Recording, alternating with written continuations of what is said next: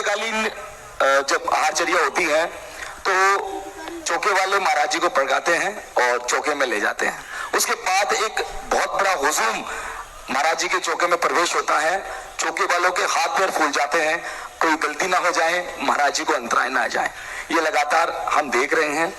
गंभीर सागर जी महाराज तो बहुत अच्छी व्यवस्था कर लेते हैं, लेकिन जब मुनि महाराज वहां आते हैं तो हम सभी लोग व्याकुल हो जाते हैं कि उस हुजूम को हम कैसे रोकें। महाराज जी दोनों पक्षों का नियम क्या होता है हमें बताइए, जो हम गलती ना करें। साथ ही ये जो व्यवस्था, जो सुंदर व्यवस्था यहाँ के जो लोग कर रहे हैं, मैं 4-5 दिन से देख रहा हूँ, मैं उनको भी धन्यवाद देता हूँ।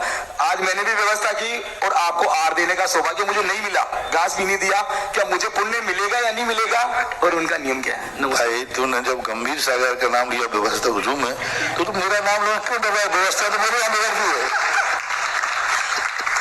सबसे ज्यादा व्यवस्था तो यहाँ बिगड़ती है। करें क्या? मैंने बहुत सारी व्यवस्थाएं करके देख ली। मैंने एक महीने मैंने ये भी बंद करके देख लिया। जब यहाँ 30-30, 40-40, 50-50 चौके लगते हैं, उसमें हम आहार को जाएंगे नहीं, लेंगे नहीं, और उनसे हम लेंगे नहीं, तो किसी का नाम तो 31वें दिन पड़ेगा। अब वो 31वें दिन चौका वाला और साधु बहुत सारे हों, जैसे हमारे पूज्य गुरुदेव के संग में हम बहुत सारे साधु रहते हैं, कहीं ना कहीं कोई ना कोई पहुंच जाता है। अब यहाँ तो हम 2 ही थे और हम अकेले हैं महाराजों में, तो अब उसका नाम तो 31वें दिन ना तो हमने लिया, ना हम उसके यहाँ पहुंच पाए, तो वो तो पागल हो गया। और इतने बुरी तरह रागद्वेष हुए, इतने बुरी तरह रागद्वेष हुए कि लोग रो पड़े, बोले महाराज जी आप आओ या नहीं आओ, लेकिन चौके में लेने से बंद मत करो। अब उनका रोना देख करके मैंने कहा भाई तुम हमारी जो होगी सो होगी, तुम्हारी मन शांति हो जाना चाहिए। फिर उसके बाद भी व्यवस्थाएं बनाई गई। यहाँ बहुत अच्छी व्यवस्थाएं चल रही हैं। अभी मैं देख रहा हूँ यहाँ पर थोड़े बहुत उद्यम तो होते ही हैं, फिर भी यहाँ अभी जो लाइन लगा करके व्यवस्थाएं चल रही हैं, बहुत कुछ सही चल रहा है। 100% नहीं कह रहा, 100% तो सही नहीं है, फिर भी 75% सही चल रहा है। शुरू में तो इससे ज्यादा भगदड़ थी, बाद में थोड़ा सा संकेत किया तो आगरा वालों ने थोड़ी कृपा कर दी हमारे ऊपर। अब वो लाइन लगा लेते हैं और लाइन लगा करके मैं भी लाइन की तरफ देख लेता हूँ, पर उसी स्पीड से लेना शुरू कर देता हूँ। तो अब ये व्यवस्थाएं हैं, नहीं करते हैं तो साधु देखो हजारों घर हैं, साधु का समय सीमित होता है। चतुर्मास हुआ तो 120 दिन होते हैं। अब 120 दिन में 120 ही चौकों में जा पाएंगे और घर हजारों हैं।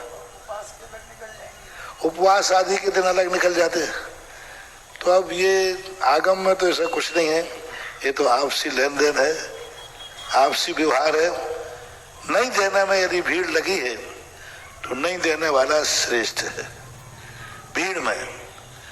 और ये इसका अर्थ नहीं है कि अपन को देना ही नहीं है, क्योंकि अपन को तो हाथ जोड़ने में फायदा है। 2 व्यक्ति हैं, एक ने मैंने कहा कि बोले कि अनुमोदना का बहुत बड़ा पुण्य है, तो एक ने कहा ठीक महाराज आज से हम नियम लेते हैं, किसी भी महाराज को आहार नहीं देंगे, सदा अनुमोदना करेंगे, महाराज के आहार ठीक हो। अरे मैंने कि मामला गड़बड़ हो जाएगा, क्योंकि मैंने एक दिन अनुमोदना की, जैसे आपने प्रश्न किया ना, तो इसी प्रसंग को लेकर के मैंने अनुमोदना की महिमा गा दी कि नहीं देने वाला जो अनुमोदना कर रहा है, हाथ जोड़ रहा है, वो महान पुण्य आत्मा है, जो दे रहा है उसका पुण्यहीन है। तो लोग तो मेरी वाणी पकड़ लेते। उन्होंने कहा ठीक महाराज अब कल से, अब तो वो मामला हो गया। तो दूसरे महाराज ने फिर मुझे शिकायत की, तो उनके पास कि भाई हार नहीं महाराज अनुमोदना में ज्यादा पुण्य लगता है।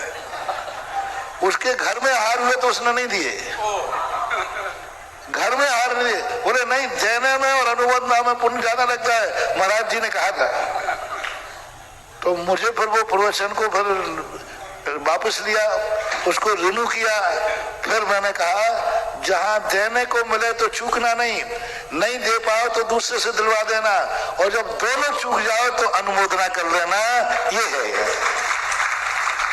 रथ को छोड़ करके कार्य नहीं करना। उज्ज्वल कार्तिकेय स्वामी ने कार्तिकेय अनुपरीक्षा में स्पष्ट कहा धार्मिक क्रियाएं करने को मिले तो चूकना नहीं, सबसे पहले करो। जब करना संभव नहीं हो तो दूसरे से कराओ। अब हम करा भी नहीं सकते क्योंकि महाराज जी नहीं है यहाँ, तो उन्होंने कहा कि फिर आप अनुमोदना करिए, तीसरे नंबर पर अनुमोदना है, ये क्रम है, ना कि अनुमोदना श्रेष्ठ है।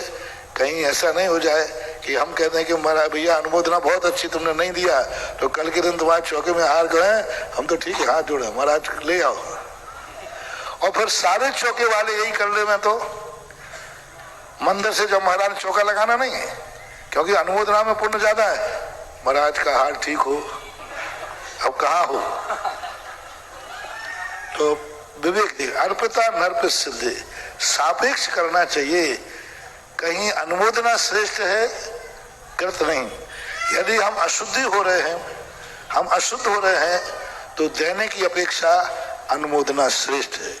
तो ये अपेक्षाएं हैं, प्रमाद नहीं है। महाराज जी प्रश्न ये था कि बाहर से जो लोग चौके में प्रवेश कर रहे हैं दूसरे चौके में, तो उनको कब चौके में प्रवेश करना चाहिए? वो पूजन से पहले प्रवेश कर जाते हैं। आपने कभी यात्रा की है गाड़ी से? की महाराज जी।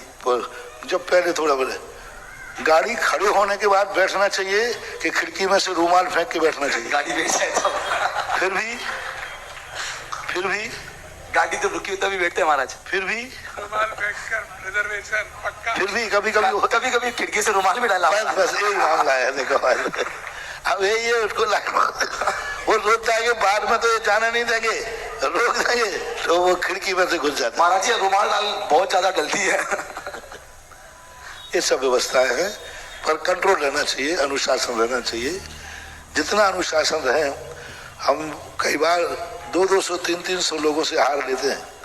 यदि व्यवस्थित ढंग से दे, सबसे ज्यादा परेशान कौन करते हैं ना, जो माताएं वगैरह होती है ना, जो प्रतिदिन देती है, वो ज्यादा अनुसार। जो नए लोग आते हैं ना, वे तो बेचारे लाइन में खड़े रहते हैं धीरे।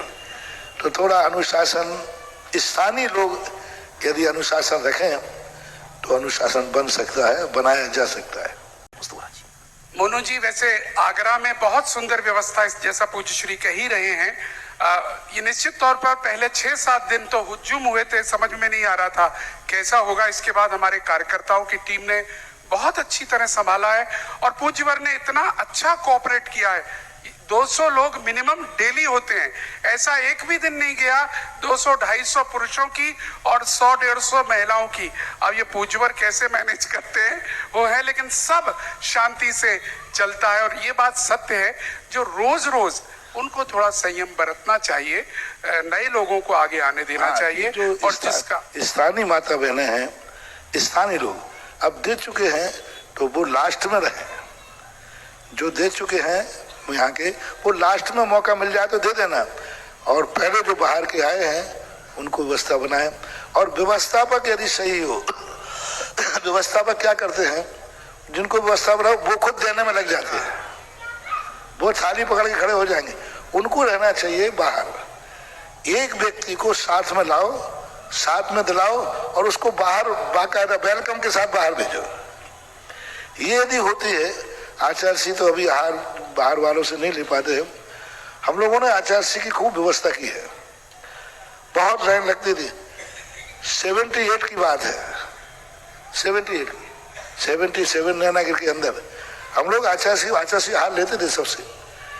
बिल्कुल यही व्यवस्था हम लोगों ने वॉलंटियर बन करके व्यवस्था संभाली थी कि एक व्यक्ति उसके साथ जाएगा, दूसरा खड़ा रहेगा, वो उसको हार दिला करके बाहर तक छोड़ेगा, दूसरा वॉलंटियर दूसरे को आएगा। तो इतनी अच्छी व्यवस्था होती थी कि आचार्य को कहीं भी गर्मी भी नहीं लग पाती थी, और आहार आचार्य बहुत अच्छे से हार लेते थे, और कोई धक्का बुक्की नहीं होती थी। अब तो किसी को हार देना मिलना मुश्किल है। उस समय सब 100 लोग आते थे तो 100 लोग हार देते थे, और बहुत अच्छी तरह देते थे। तो व्यवस्था बनाने वाले थोड़े से अच्छे हों तो संख्या से कोई फर्क नहीं पड़ता। थोड़े आइटम भी थोड़ा थोड़ा दे करके यदि करें तो बनाया जा सकता है। आइटम समय कम हो तो हाथ भी लगाया जा सकता है। व्यवस्थाएं बनाना चाहिए।